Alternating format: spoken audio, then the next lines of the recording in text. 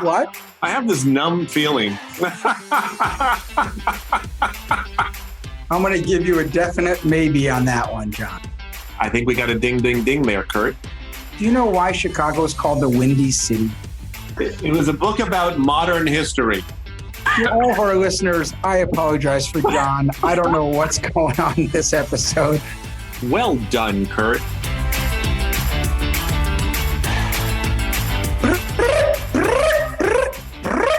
That sound is Smart Drivel time, everyone. Kurt Schneider here with my co-host, Jon Ellenthal. Hi, John. Hi, Kurt. How do people know it's time for Smart Drivel based on that sound, since you make up a different sound at the start of every episode? Because we're trying to Pavlovian train them. Whenever there is a sound that's kind of out of the ordinary and not normal, they're going to think it's Smart Drivel time.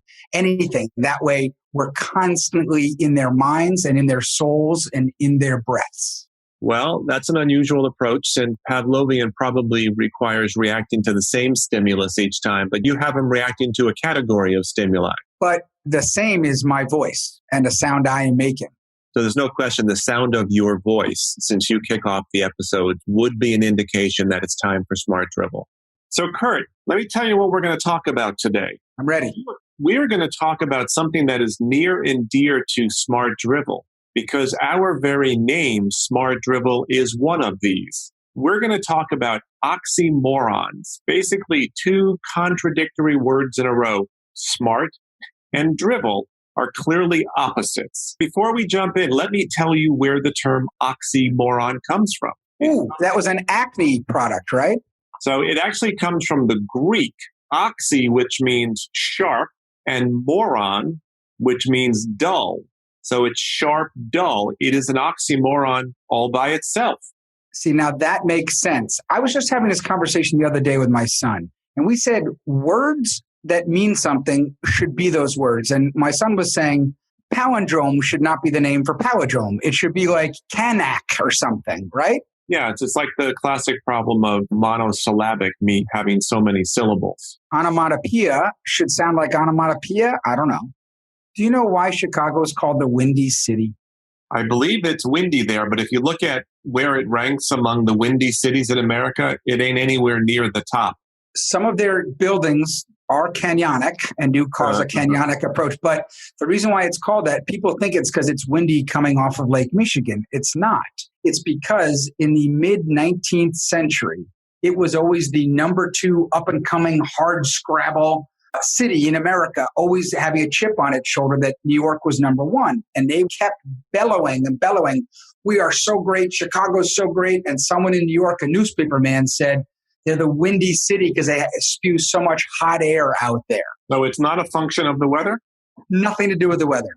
So I did not know that, but clearly the issue is that Chicago felt like it was second best. Well, you can't be second best, John. You're either best or you're second. That's why it's an oxymoron. John, I think I'm clearly confused about this. You know why you're clearly confused? Because you're a bit of a butthead. But see, clearly confused is an oxymoron.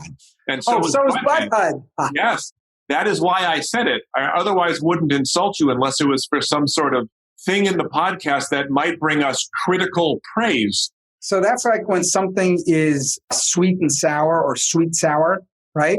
I loved Sweet Tarts, the candy, as a kid, and that is an oxymoronic name to the candy. Okay. But that's probably a well-known secret at this point. What was your favorite candy as a kid, speaking about that? Well, that's a tough one to remember. Did you ever have the Charleston Chew? Man, did I love Charleston Chew. Did you get the yellow package, what they called vanilla? Yeah, and you put it in the freezer and you freeze it. Crack it. So right near where I grew up, there was an old-fashioned candy store that survived well past the loss of old-fashioned candy stores. Well, you're pretty old, John, so you were probably around when they were just coming up with like penny candies or whatever they called them. You realize that we're the same age, Kurt. 4 months older, John, you are than I.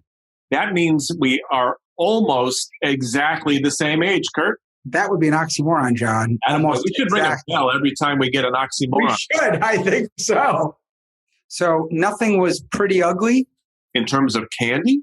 Ding, ding, ding, pretty ugly. I was just getting an oxymoron in. Candy is beautiful. When you're a kid and you go into a candy store, that is beautiful. It is not pretty ugly. Okay. I agree. It's beautiful. So I would greet some of your comments with a deafening silence. Are you a nonfiction reader or a fiction reader? Yes. So you're neither is what you're saying. No, I'm saying I'm both. I don't know that I have a preference. I probably read more nonfiction than fiction. In fact, the last nonfiction book I read, I'm still shaking from it.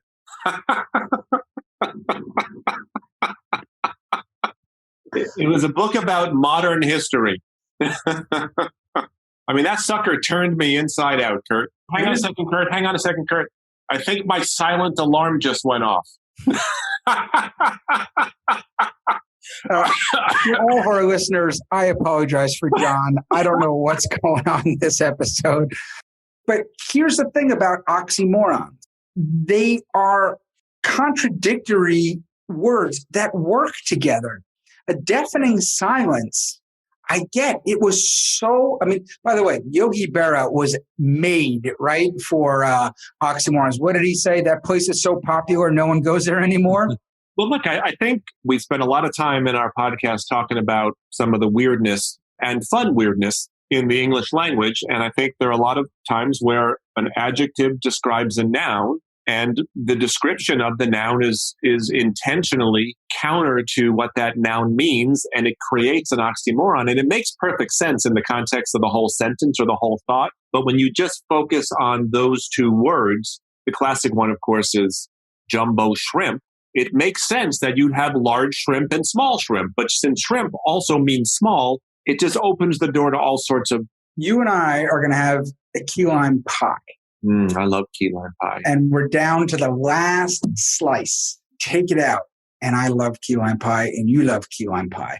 So I split that last slice right in two, and I say to you, would you like the larger half or the smaller half? I think we got a ding, ding, ding there, Kurt, because half indicates that it's 50%. So a larger half and a smaller half. I see what you did there. Also reminds me of what I've told the people in the past on our podcast, but it bears bringing up again. Pat Mena, the gym coach in 9th grade, telling us, I want half you over there, half you over there, and the rest of you come with me. So we recently did a podcast, Kurt, about music. So question for you. Which do you like better? Do you like hard rock or do you like soft rock? But not a pet rock, Jon. But not a pet rock. Pet rock is old news, Kurt. Old news. Let's stick with music. Okay. Jon, there is a band, a very famous band from the late 60s that their name in and of itself is an oxymoron. Tell us who that band is, Kurt. Well, they were one of the super bands that were being formed in the late 60s. There was Buffalo Springfield. By the way, Buffalo Springfield song, no one knows the title of this song. The song goes like this. There's something happening here. What it is ain't exactly clear. There's a man with a gun. You know that song? Yes, Stop, children. What's that sound? Everybody. It's called For What It's Worth, which no one knows the name of that song. But anyway. By the way, I think you did an awfully good job singing there, Kurt.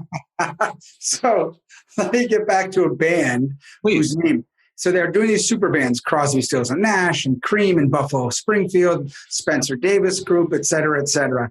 And this one group in England was being put together.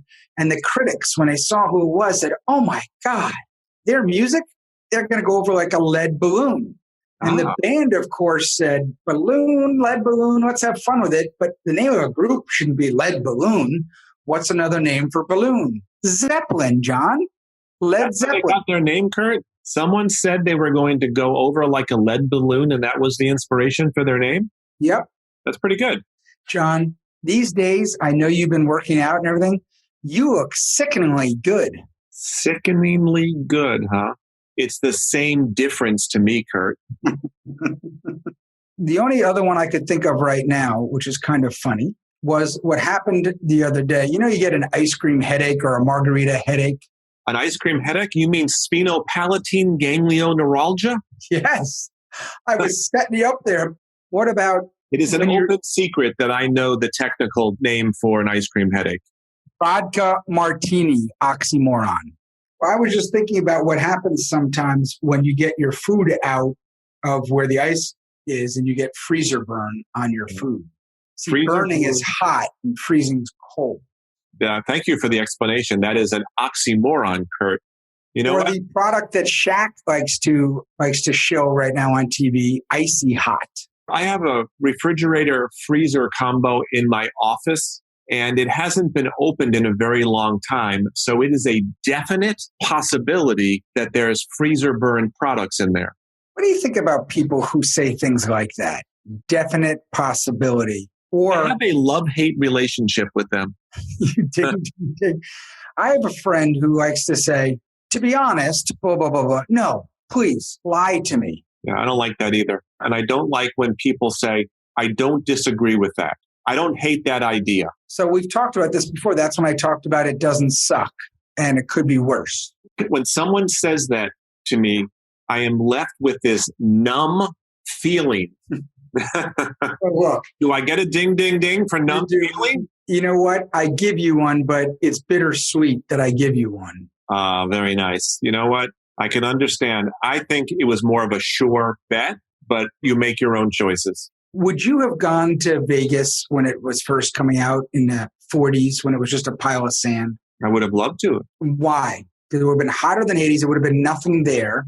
And who are you going up against? Are you going up against, what was his name? Bugsy Siegel? You mean going up against the casino? Yeah, and the gangsters and everything there? I guess so, but I know that there are not even odds when you go to a casino. Do I get a ding, ding, ding? You're not holding up your end of the ding, ding, ding bargain, Kurt. Because you have too many. You're doing a great job. So back to Vegas for a second. Yes. Okay. Who would you have liked to have seen perform there live in their heyday? So I'm talking about the 50s. Like Sinatra? Yeah. I think Sinatra would have been cool to see in person. Me too. I was told that Dean Martin, he always played the drunk, but almost all the time the drink in his hand was not alcoholic and he just played it that way. But the Rat Pack was pretty cool, I think. Except Peter Lawford, I'm not sure he really fit the bill there, right? The other three were out there performing all the time and he was sort of the fourth Rat Packer. Okay. Why are you telling me this, Kurt? I just thought of Vegas. I don't know why. It popped into my head. Is there anything oxymoronic about Vegas that you wanted to highlight? What's the difference between an oxymoron and a paradox, John? What's your definition of a paradox, Kurt? A seeming contradiction, but it's not. Well, it's possible that an oxymoron is a kind of paradox. Do you think if this live recording we're doing of the podcast, live recording, Kurt, were done in front of an audience, that they would be in a dull roar right now? I think they were hoping that maybe we'd be in virtual reality. Hopefully, they wouldn't have zero tolerance. You're not accepting zero tolerance, huh? I'm giving you maybe a half a ding on that. Just a ding? I get the point of oxymorons, right? I get the idea, but don't they have to be complete? Like, I want your unbiased opinion. Don't they have to be completely opposite? Well, I think some are more explicitly opposite than others, but I think the concept of each of the two words can be opposite as well. So, home office. In the old days, home is distinctly different from the office, whereas these days, with a lot of people working from home, even before the pandemic, there's been a blurring of home and office and work and non-work time.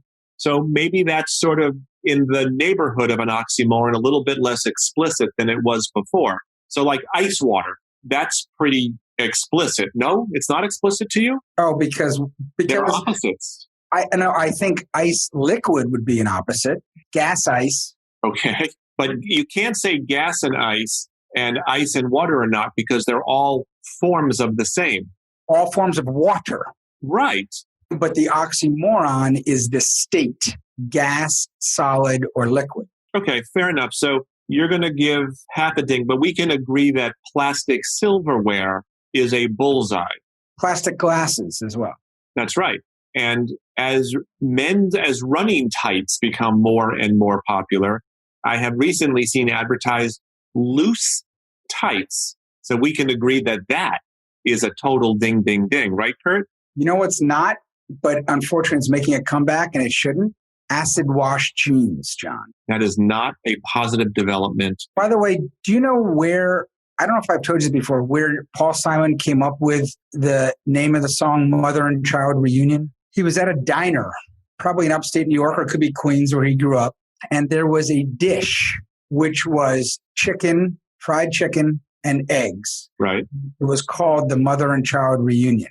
It's a great song title, and we should explore the origins of song titles. We recently talked about the women whose names are in song titles, but song titles are a category we could definitely, in fact, we could make a new tradition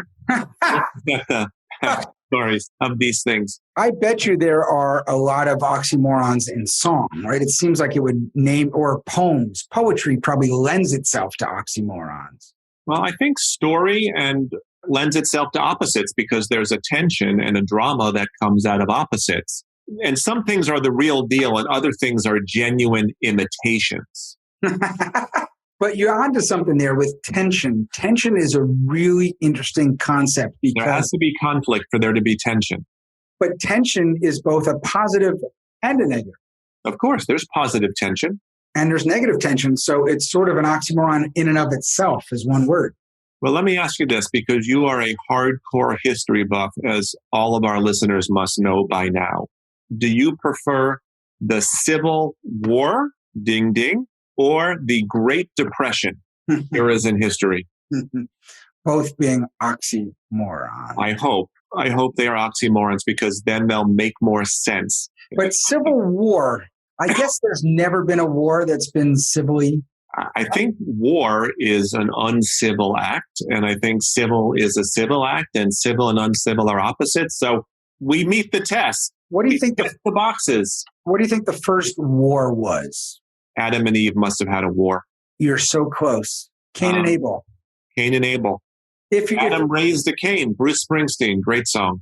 If you believe whatever, it's part. If you're part of the creation story, it would be Cain and Abel. So it only took, John, half a generation or one generation to start war. That says something about the human being, doesn't it? I think we're capable of great highs in the form of love and community and generosity. And I think we're capable of extraordinary lows when it comes to violence and antagonism. In fact, that would make humans somewhat oxymoronic.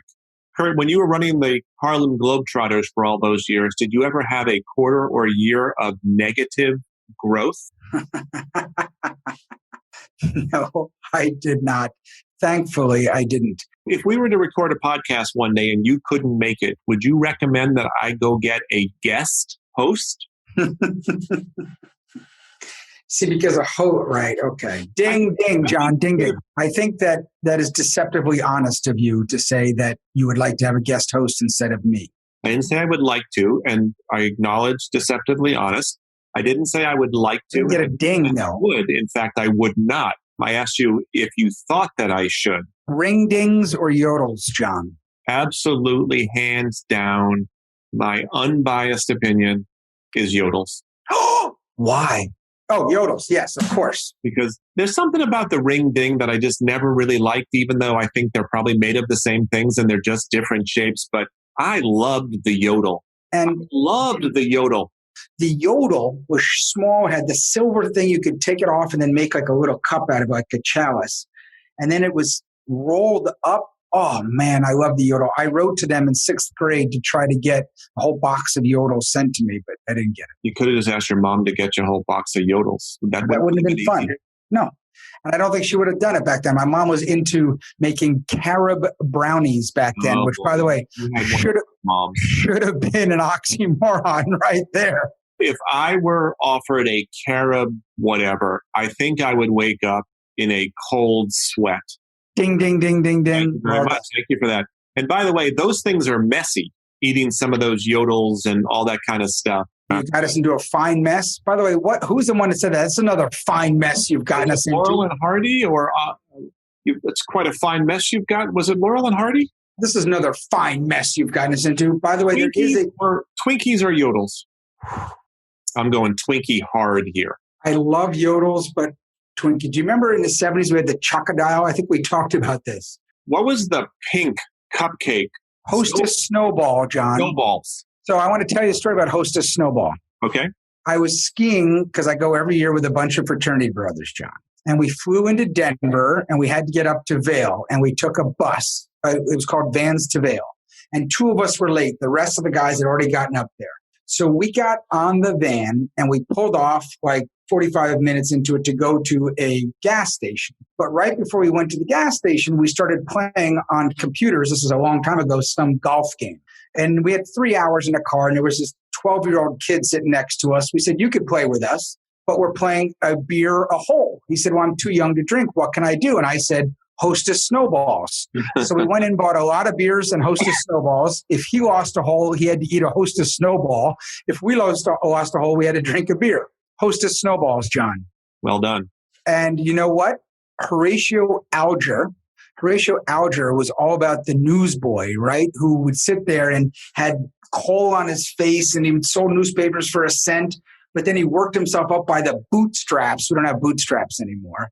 And became chairman of the board of all these companies, right? That was the Horatio Alger story. Do you think that's still an opportunity in America to have that? Or has that become an oxymoron in and of itself? I think it's clearly still an opportunity. I mean, look at folks like Zuckerberg, not that he grew up without means, but he created an entity in college that went on to be worth now hundreds of billions of dollars. So let's leave any positive or negative comments about the company aside. I think our economy and our system is the one that makes it much more possible for Google's and Facebook's. Well, Google's an even better example. You know, Sergey Brin was not born in the U.S. He comes to the U.S. and he meets Larry at Stanford and they go on to create a company that has changed the world. Steve Jobs did not grow up of great means. In fact, he was adopted and he had his own stresses growing up. So our system is still set up to make it more possible for those things to happen here. That being said, it's obviously much more available to some than others, but fundamentally,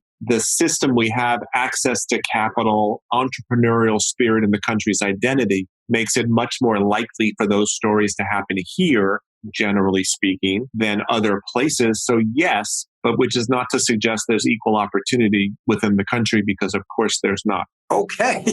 What was your question?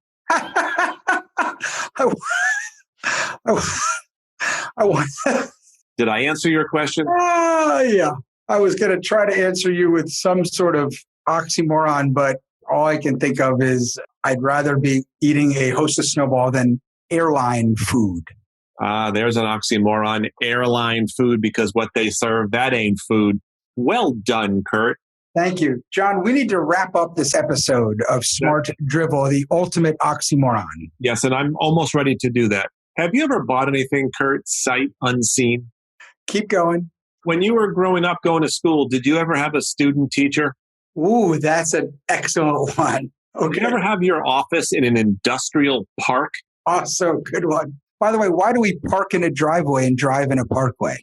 So I think once again, ding, ding, ding, it is time to wrap up this particular episode of Smart Drivel. We will be back next week with another new episode. Thank you for joining us. We hope you'll join us again next week. Until then, I'm Jon Ellenthal. And I'm Kurt Schneider, where we promise the drivel and hope for the smart. Hey, Kurt, have you ever gotten a ticket from the police for coming to a rolling stop? Let's stop now. Thank you, everybody. See you next week. Bye. Bye.